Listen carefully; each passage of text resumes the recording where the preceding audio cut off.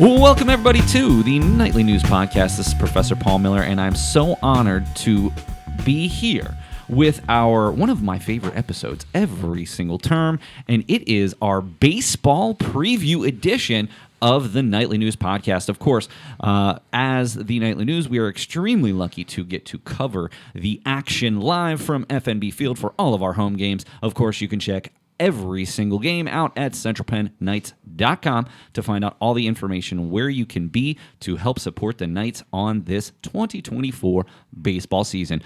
Today we are being joined by Nightly News Secretary Dalton Koller and senior, also, of course, Nightly News members, but senior players Blake Myers and Kevon Davis. Thank you all so much for being here on this fine morning. Thank you for having us. Thanks for having us. So there's a lot of things we want to talk about today. First of all, we want to talk a little bit more about the debut of a podcast from Dalton and Blake that happened last week. We're going to talk about the Knights' schedule and circle some of the big games that they have coming up. We're also going to talk about a new pitching coach on the team, Mr. Justin Heckert.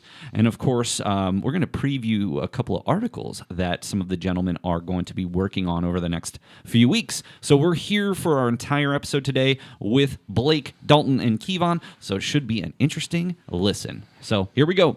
All right, well, the first thing that I want to talk about, first of all, I think I do want to promote the Talkin' Knights podcast. That was something that Dalton did for our last sports broadcasting class. It was his final project. Did a very nice job with that and released two really great episodes that are, well, one was already out last week. One will be coming up here next week.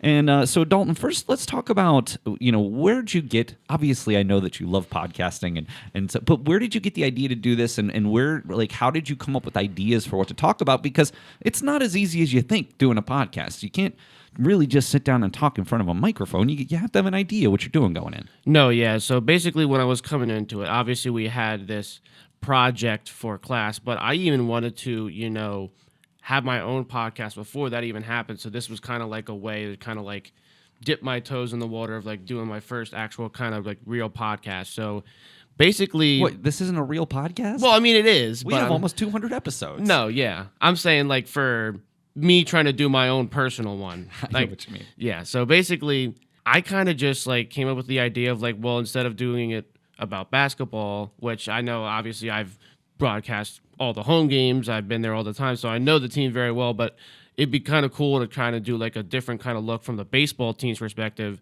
And then I just kind of like broke down, I was like, okay, what some of the basic things I could cover. I could cover, the incoming players, the returning players, the coaching staff, keys to the season, schedule, stuff like that.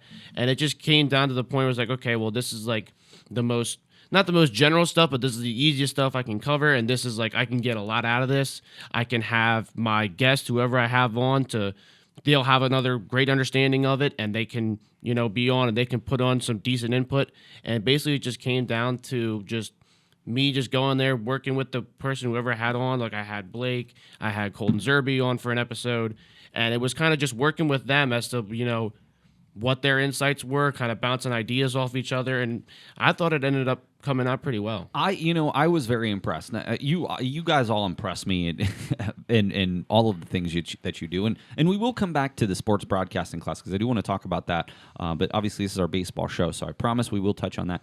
Blake, what was it like to be on the podcast with Dalton, and maybe how was it different than being on one of the Nightly News podcasts? No, I think it was pretty cool because we were able to talk about the baseball team from a first-hand perspective. And I thought one of the cool things is because in my episode we talked somewhat about last season, is kind of like reliving last season, and especially our ESAC Championship game, which we got to talk about a little bit, which was really cool, just relive that moment. Well, and that's part of the reason that I don't want to belabor the point. Not only do we have you guys on last year talking about the ESAC Championship, but of course you spent almost the entire, at least back half of that episode talking about, which is wonderful. Are you to the point, Kevon, where it's like, okay, that was awesome, I'll never forget it, but now we're down to business this season. Last year was last year, this year is this year, and obviously you never want to forget that championship, but you don't want to live in the past either. Yeah, it's one of those things where we celebrate it at that time, but a time like now where it's a new season, it doesn't mean anything because they might have got better and we've got better, and for the younger guys, they weren't obviously a part of that, so we don't want to keep dwelling on it, and they can't be a part of it. So that's why we're working hard this year so we can win another one, and then they can say the same story that we have. But I was going to say, though, don't you think that reliving that with them maybe gives them the motivation to experience that themselves? Or maybe I'm off base here. It definitely gives them motivation because that's the reason they came here. Because when you see a winning team win your conference championship, that's going to make guys want to come here, and that's why they're here. And I think in the beginning of the season when Coach had some of the players that have won on the left side and people that haven't, he said, look at these numbers, and this is why you should want to come here, and this is why you need to work hard, because if you're not going to work hard, then we're not going to win. But if you do work hard, then we're going to win. So to this point, the first Talkin' Knights podcast has been released. Talk about the second episode with Colton and maybe just sort of give a preview about what's coming up. Because, again, you mentioned the first episode is kind of a recap of last season. Talk to us about the second episode. Yeah, so the episode I had with Colton Zerby, that was basically just kind of like almost like a preview to the season. I mean, we briefly went over the coaching staff that we have. We talked about Coach Stern, Coach Zach Zackerman, and then the new pitching coach, Coach Justin Heckert, that we'll get into it a little bit later. We also just talked about some of the returning players that are going to have key roles in this team. Obviously, we talked about how most of the starting infield is going to be very impactful to not only just the offense, but the defense as well, and just being captains on the team. Talked about some of the key pitchers that are going to have to be, manning the staff for a large majority of the year.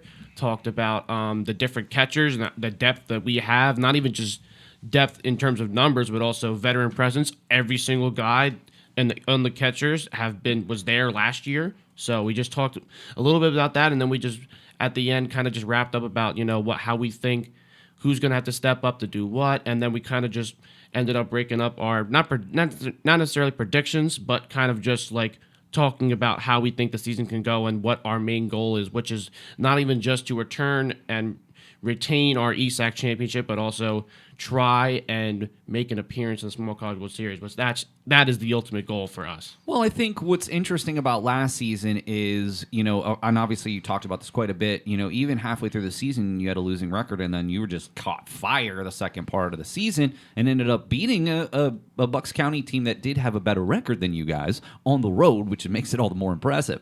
But this year, you have the target on your back. Maybe you guys kind of came out of nowhere last year, but this year, everybody knows that you are a force to be reckoned with, and you're returning a vast majority of your team. I mean, you got to think that every single team that you play is going to be aware of the level of competition that you guys are bringing to the table. So I think that could be interesting. Now, listen, before we get to talking about the new season, I do want to take a moment to talk about our basketball broadcasts. Obviously, this year we have done something that we've been setting out to do for a long time. We've called every single home basketball game. By the time this one comes out, there'll be only one game left. I'm very sorry that you guys won't be at senior night. However, you're going to be playing, so it's certainly understandable. How has this season differed for you? And I just want to preface by saying one of the things that we did with the sports broadcasting class that we carried over into the winter term here is that everybody had their sort of spot. So Blake and Dalton were covering the women's team. Andrew, Kevon were covering the men's team. Like, how did the way we approached it this season change the way that you felt about sports broadcasting and maybe some of the things that you learned? Well, I mean, I've always kind of, basically the reason why I became a comms major is I wanted to be a sports broadcaster whenever I graduated. So I always had an interest in doing it. And then my freshman year when we had the back-to-class blast and I was learning about all the clubs and stuff, and then you said, well, when I first had the first conversation with you, you said we also be doing basketball broadcasts. I was like, ooh, that kind of piqued my interest. So, I mean, not saying that, obviously compared to the last 2 years, I would say that this was some of the more high-quality broadcasts, I think you've mentioned this too, that we've ever had. And I think part of that was because of that sports broadcasting class and how we, as a collective, came up with ideas that we could have to better it. And I think all the ones that we came up with, we ended up implementing, and it made it that much better. And just to follow up with that, not everything worked. No, yeah. We tried some things. Some of the things worked. We're going to keep doing them. Some of the things didn't work, and we're going to tweak those. Like, for instance, we really wanted to do the post-game interviews took off in baseball. logistically, it was very difficult to do in basketball. So we made some tweaks. We're going to make some changes to that. And that's what it's all about, man. Trying things. If it works, great, keep doing it. If it doesn't work, try something else or tweak it. So, Kevon, what were your thoughts about this basketball season as it comes to a conclusion in terms of your contribution to the Nightly News? I think with meeting with the players and talking to the coaches before games, it gives me a lot more connections with them because obviously here, like, we know each other, but we don't talk a lot. But going down with them and actually getting to speak to them, you actually get to know them a little bit more. And now every time I see them, like, it's like on a personal connection because they thank us for what we do. And then they just ask, like, how are we doing and stuff. And I always talk to them saying, like, I hope you have a good season. Like, what's the game plan for today? And now every time I see Coach Martin, he's always, like, talking to me for, like, 20 minutes. Like, I remember the first time I went to go talk to him, and I looked up on the clock, and I was like, oh, shoot, it's, like, 2 minutes before the game starts. And they're just a good group of guys, and I'm glad with going down there to talk to them now, I've grown a good personal connection with them. Good. I'm really glad to hear that. Yeah, the one thing I will say about both the men's and women's basketball teams is unbelievably thankful of the work that we do because, obviously it's for the institution, but they're the ones that are getting highlighted and they're the ones that are getting tape and they're the ones that are getting photos that they might be able to use to market themselves in the future should they want to go play professionally. Yeah. Blake, what are your thoughts in terms of how the sports broadcast season's gone with basketball? Honestly, the only thing that differed is I think the organization this year is just it's been incredible because we've had me and Dalton on the women's games and then Kevon and Andrew on the men's games, and even trying something new with the game clock I thought was pretty fun as I do the game clock during the games. But no, just the organization, and I feel like we're given the tools to succeed, and we put it together and go through what we need to do, and it's good. It's very high quality now. Well, what I would say, just from my impression, is I think that what we're seeing here might be some of the best broadcasting we ever do. I think that you guys have really handled this professionally. I appreciate the professionalism that you have with our coaches and our players, and the quality of game wraps that we're doing, the broadcasts themselves, even the photography that comes along with it, the whole package that we're doing is something that frankly rivals Division I schools in terms of coverage. I mean, frankly, and this is no disrespect, but one of the things that we noticed is when we were going through sports broadcasting, one of the things we did was every game somebody was covering that, and we'd do a presentation in class, talk about the school. What do we find? Most of these schools aren't really doing much of anything, not even talking about broadcasting. We're even talking about updating their website, even having statistics. So you have to remember what we're doing is literally on par with probably a much smaller group with some of the local D1 schools and how they're covering their athletics teams. And guys, when you leave and graduate, it's going to be tough. You're setting the standard for how we should be operating as a school of our size. And that's not something that we're soon going to forget. Well, I want to just announce something here before we move on. This has been a lot of thought on my end. The bottom line is, whomever is here for next basketball season, you guys are going to be the full-time commentators. You're going to have every opportunity at every single game that you can possibly be at next year, and you have full reins to go forward to whatever extent that is in terms of if you're still here. And frankly, even if you're not, you've seen that we've brought back alumni members to continue calling games, and I want that to continue. So I just want you guys to know that no matter where you are, if you are still interested in being involved, I know, Dalton, you'll still be here next year, so I just want you to know ahead of time, you are the full-time commentator for basketball between the two of you. And certainly, Blake, if you're interested in getting in on a game too, I want to have you there as well. I really want to start moving to having our active students is doing commentating on every single game. So I in some way, I hope that's a nice announcement for you guys. All right, well, we're going to take a short break, and when we come right back, we are going to talk about the 2024 season for the Central Penn Knights. Stay tuned. This is Andrew Hunter, Nightly News sports reporter, and you're listening to the Nightly News podcast.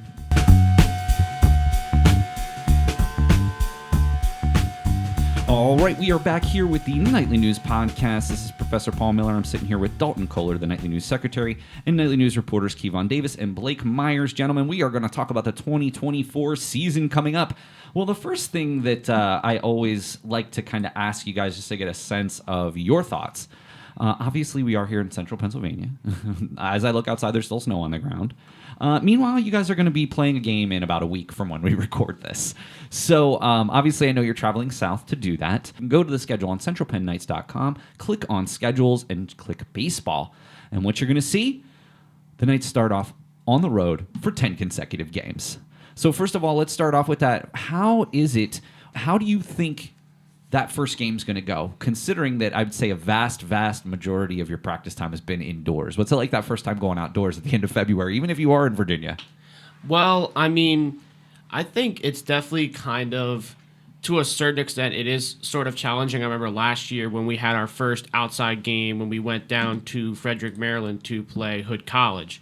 I'm not saying that we can definitely, I think if we had like more time to prepare, we can hang with them for sure. It was just the fact that game that we had, that doubleheader we had, was only the second time we had been outside as a team, and I think that ended up showing.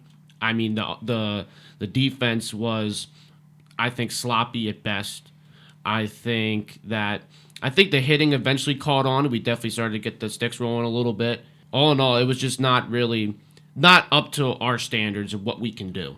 So I think definitely that plays a factor, but I think this has definitely been the most prepared that we have been before a season coming into our first games being outside, because we have been outside more times than one this year. It has been warmer out. I mean, there's been a few 50, even 60-degree days over the last month. I hope that you were able to use that time to get outside. No, yeah, we definitely have. We've definitely made that time very valuable to us. But I think this is like, so far, even with our indoor practices, I think from all facets of the team, both hitting, pitching, fielding, I think obviously outfielding you can only do so much indoors. Right. But even still, I think this is the most prepared as a team, as a collective, we have been coming into a season starting off on the road. Kevon, as an infielder, do you remember how the infield was down at Hood College last year in that February game? Yeah, for the field to be turf, the turf was like ice cold at that time, and it's a little different going to North Carolina because their field is also turf, but I mean, it's like probably high 50s, so the weather part does play a factor, but like Dalton said, we've been outside and we've been preparing for this, which helps us compared to last year because honestly, it's way different from when you're inside and our outfielders not getting fly balls to the first game of the season, getting fly balls and the ball moving from different pitches. So I think we've been more prepared this year. So, but I mean, you got to remember too, like March is so weird in PA, and I mean, many of the games that you're playing, those first 10 are in Pennsylvania outside of your trip to Mid-Atlantic Christian at the end of February. What is it like having to play 10 games, Blake, on the road before you actually get to step on FMB Field for the first time? You know, being here for 2 years already, we're kind of used to that. I feel like we always kind of start on the road no matter what. I mean, that's part of playing in Pennsylvania. You're going to try to travel to some other places that maybe are a little bit warmer in your schedule, and that makes sense, I guess. But how difficult is it for you to come together as a team when you're constantly on the road playing, difficult teams? I think it helps us grow together more as a team because when we go on the road and play these teams, you kind of have to go in and like not care what anybody thinks and really focus on what we prepared to do, which is come out there and win. And but I will say, by the time that first home game comes around, we don't have to travel, 2-3 hours somewhere. It's really awesome, and especially to be at FNB, it's a blessing. Well, I want to talk about FMB. So first of all, as we kind of take a look at the schedule, there is a pocket end of this term over break. March 19th, March 25th, and April 1st. There will be 3 doubleheaders there toward the middle of the season for you. March 19th, Penn State Hazleton to 1 o'clock on a Tuesday.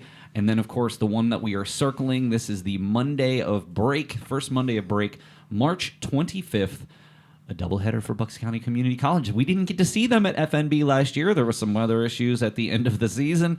So they actually didn't come to FNB Field last year at all. In fact, you guys went there, played them, and then the game was canceled at the end of the season, right before the end of the season. And then, of course, you went to Bucks County again and won. So what can we expect from those first couple of games at FMB other than, of course, your best effort? I can just say that I think when we play on FMB, I think personally that everyone's game and everything, enthusiasm to be there picks up. Just for the simple fact that how beautiful the field is. It is easily the best field, in my opinion, in the USCAA by far. It's a minor league stadium. How can it not be? Exactly, yeah. I mean, it is a beautiful field. It's easily the nicest field I've played on personally. And I think it's just getting to be on that field with all the legends that have played on the field, and not even just the simple fact that it's our home field. We always want to protect our home field from whoever's coming in, because obviously we know all these teams are coming in like, oh, they're playing on a minor league stadium. Let's go beat them. Let's go take a couple games at their house. Well, we always step our game up, I think, and we play very good games. And this is also the first time that we've ever, at least in my time being here, that we've ever played Bucks at FMB, because our freshman year we played them at In the Net. So this is the first time that we're ever going to see Bucks County at FMB. But I think just for the simple fact that, you know, we have so many games in a short span of time at FMB, I think that's going to be a very cool moment, not even just for us, but also for the incoming players themselves, because they have, you know, so many games at such a little time at home.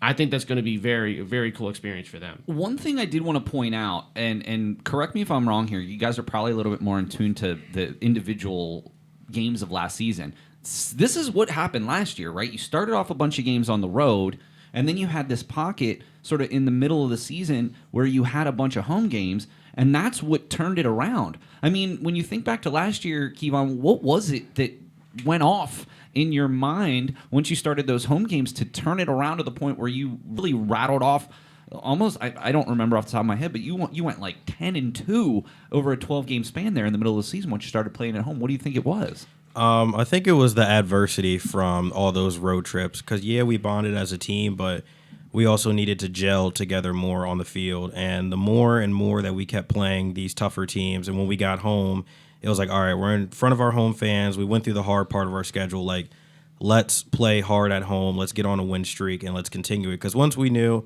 once we got momentum, nobody could stop us. Because, you know, I always tell people, when everybody is hitting and everyone's playing and everyone's cheering each other on, you can't beat that team because the energy is not going down. And the first couple of away games, our energy was probably down. And like kind of like we talked about, being outside does play a factor, but we just didn't play well in the beginning. But being at home and you get to go out, see everybody in the stands, definitely makes you want to play harder, like Dalt said, and just you're playing for the school and you're playing for the stadium. So, Blake, how can you avoid falling into that trap of maybe getting off to a slow start on the road so you don't have to come back home and turn it on? Yeah, I think one thing is just staying prepared, and obviously we have. I think Dalt kind of touched on this. This is the most prepared we've ever been, and I think we're just ready to take on whatever comes our way, to be honest. Rain, sleet, shine, I think we can take anybody. So again, March 19th, March 25th, April 1st are the first three doubleheaders. Then you will go back on the road for a couple games before coming home, Dalton, for 6 consecutive home games, April 9th, 11th, and 15th. You'll go back on the road for 2 more, followed by 2 huge games as you come home for Williamson Trade on April 23rd and Christendom on Community Night on April 26th. So you've got, again, sort of in bunches. You have this long road trip to start the season, and then you've got basically 4 out of 6 and really 6 out of 9 games in a row there during that March and early April stretch before you come back for 6 consecutive more and then 3 on the road and then 4 more at home. So, you know, how does the way that the schedule lines up here for you, how do you think that that's going to work to the advantage of Central Penn, keeping in mind that you are playing at home for 10 of your last 15 games? Well, I think to a certain extent, this is also kind of similar to what professional Major League Baseball teams do. They have a home stretch and they have a road stretch. And I think For us, I think it's just the fact of trying to go back and forth between playing on the road, playing at home.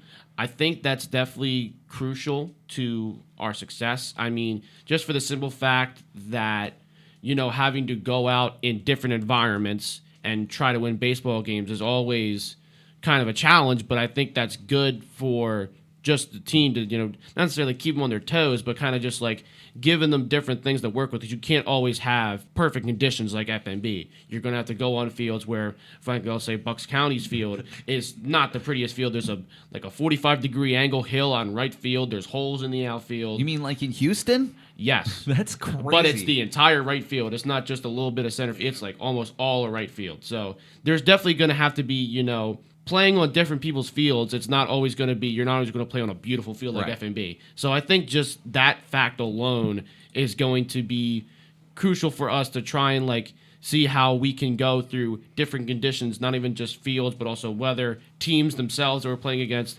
just the different challenges that we face from game to game. That's definitely going to be crucial to seeing how we can succeed this year. Kevon, one of the things that I think is really important, and I certainly hope you don't mind me sharing this with the audience, is you guys are also student athletes, and of course that student part comes first. One of the people who I've seen grow the most in the classroom over the past couple of years has been you. I will never forget the first time I ever met you, and I thought to myself, my gosh, this kid has something, but he's got to get it together, and you did in a major way. And the amount of growth and progress I've seen you make in the classroom is remarkable. How have you managed to do that even with the demands across 2 terms of the baseball season?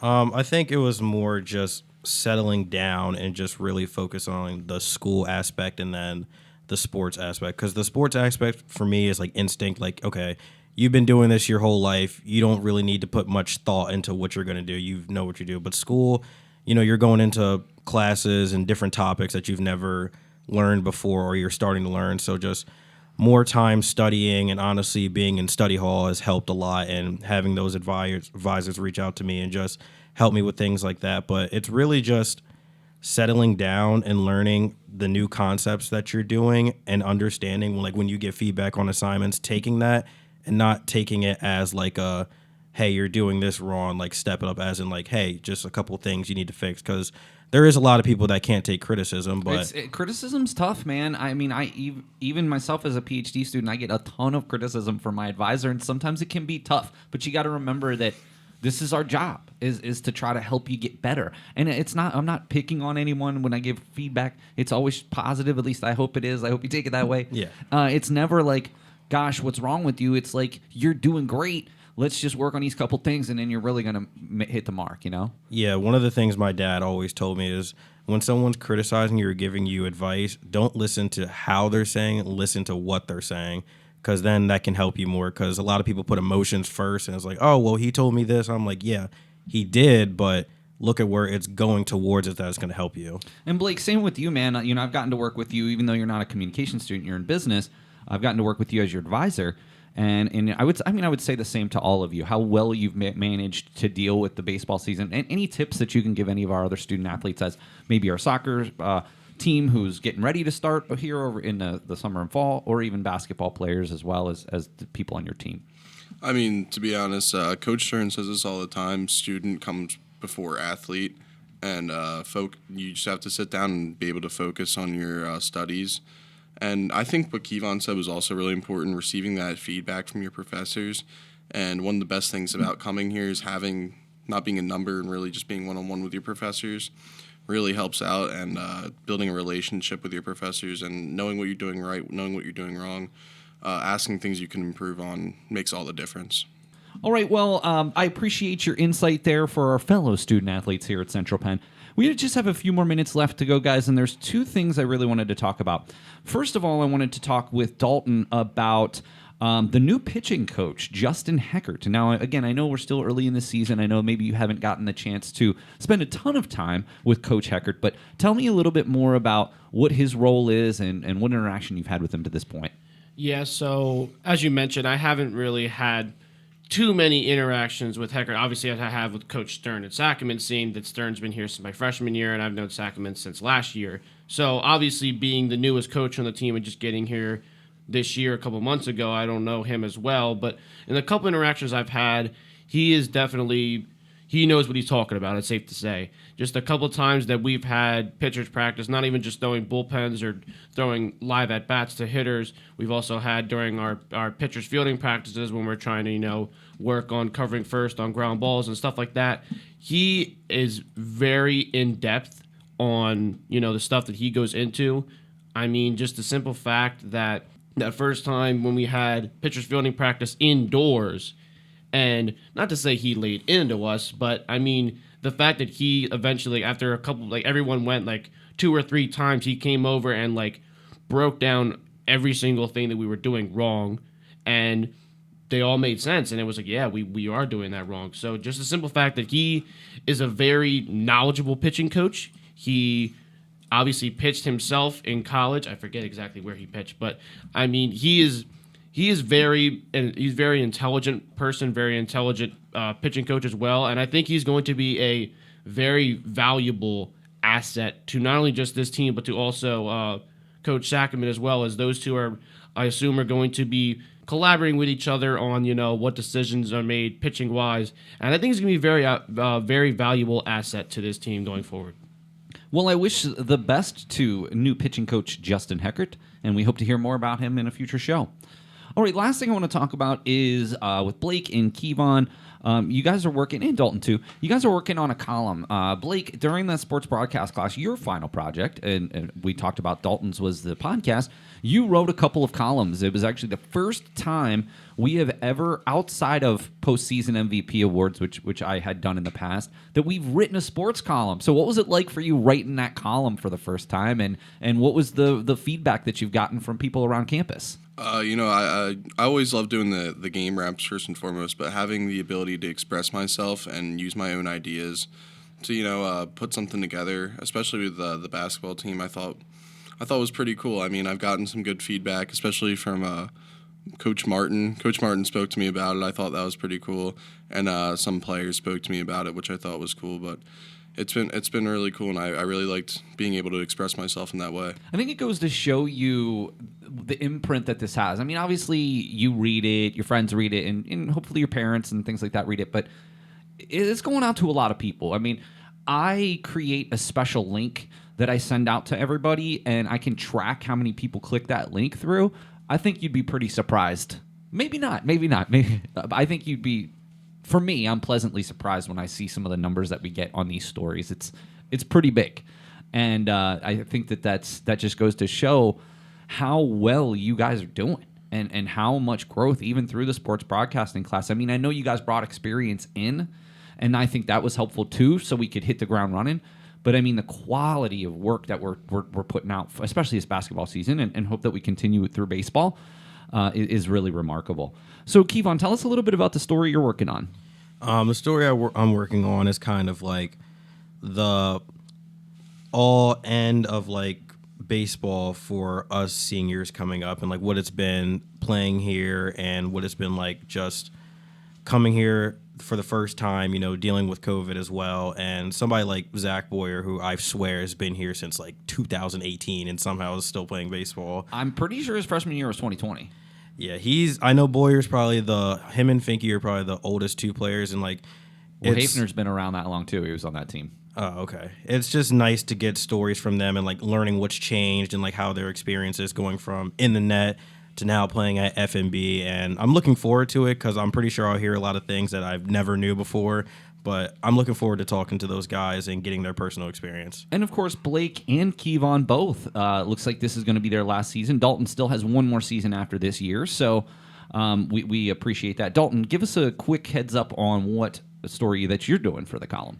Yeah, so mine is kind of just talking about what I also, briefly covered in my Talking Knights podcast that I did with Colton Zerby. I'm basically just going to be talking about the key returning players for this upcoming season. I'm going to be talking about our catching depth, those guys, talking about the guys we have in the infield, talk about guys in the pitching staff that are going to step up, and basically just talk about, in-depth look at the returning guys that are going to have a key role in our success, and not even just that, but also the guys that are going to be kind of the key factors in us trying to accomplish our goal of not only just, again, retaining ESAC Championship, but also trying to make an appearance in Small College World Series. And Blake, what column are you working on? I'm working on a column that features some of our new players, so as some incoming players. I'll be able to talk about them, and obviously people who watch our games haven't been able to see them yet, but giving them a quick overview of some guys I think that can make a difference this year. And I think all of your columns are going to be great, but I think that one's going to be really helpful for me and the broadcast team, especially because we're getting to know some of these players. Well, listen, guys, I just want to tell you, I am unbelievably proud of our basketball season and all of the gains that we've made, and you should all be very proud of that as well. I also want to give you all a lot of credit for not only being such great students, but also sharing that, because being a senior leader isn't just about being on the field. It's about setting a tone for the expectations in the classroom too. So, it's a situation where you are the leaders on the team, and I hope that you continue to share the knowledge that you have with your younger counterparts. Because remember, you were there at one point, and I'm sure that you can look back on some people who made a difference in your career path. So, all right, well, gentlemen, thank you so much. I do want to point out, episodes of Talkin' Knights are going to be coming out. One has already been released. Depending on when you're listening to this, one will be released. And, of course, you can go to centralpennknights.com for all the information on the Knights baseball schedule and when you can come out to FMB Field and support our Central Penn Knights. So I just want to thank Dalton. Thank you so much for being here. It's always such a pleasure to get to have you on the show and to get to work with you. And again, your broadcasting is just night and day from last year, man. It's just really, really incredible what you've managed to do this year. I appreciate it, Professor. Of course. And Kevon, of course, it's always a pleasure to chat with you as well. And I'm looking forward to your piece that's coming out. And I know it's going to be in some ways emotional because this is your last season. But, at some point we all have to walk across that stage, right? Yeah, thank you for having me. I'll be excited to see you guys behind home plate this year. And I'll be there with bells on. And of course, Blake, again, it's our pleasure. And I just want to give you so much credit for really, really showing up, doing the columns, and really doing a great job covering our women's team this year. Thank you for having me, Professor. All right, well, that's going to do it for this episode of the Nightly News Podcast. Thanks again to Dalton Koller, Kevon Davis, and Blake Myers for joining us today. Keep an eye out for Talkin' Knights, and we will be back here with you again in just a couple of weeks. All right, thank you so much.